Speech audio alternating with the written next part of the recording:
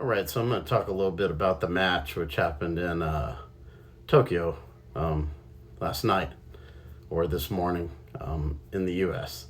And, this was Tenshin Nasukawa versus Takira Sagawa. And there were 80,000 people in attendance. And as someone who lived in Japan before during, the early 2000s, I lived there from 2002 to 2005, really think this reminded me of those days when Pride, was having incredible events, and a lot of the best foreign fighters wanted to compete in Japan. When Japan wants to put on an epic event, nobody does it better than they do. The promoters do it better, the fans support it better, and thought the fight was pretty interesting. Tension started out dropping Takeru in the first round, about maybe the first minute or so, minute and a half, with the left hand shot. Yeah, but Takeru got up, and I think as the fight went on, he was able to start to initiate some of his pressure. That's kind of what he's known for, is coming forward and throwing a lot of combinations. And his pressure was starting to, I think, he was gaining some momentum in the fight, but tension was slowing down.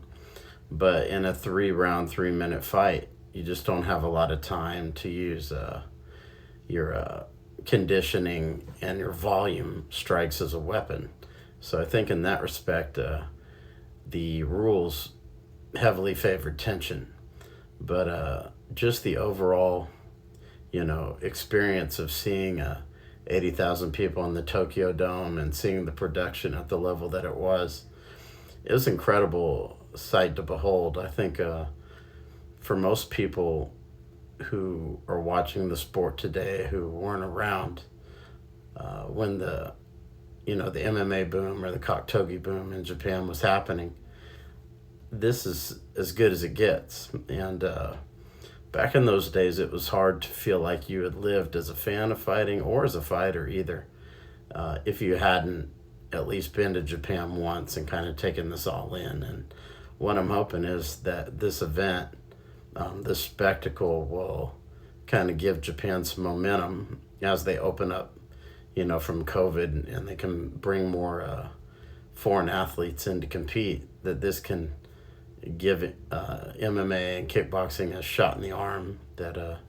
I think the country deserves, because I just think nobody appreciates the sport on the level that they do.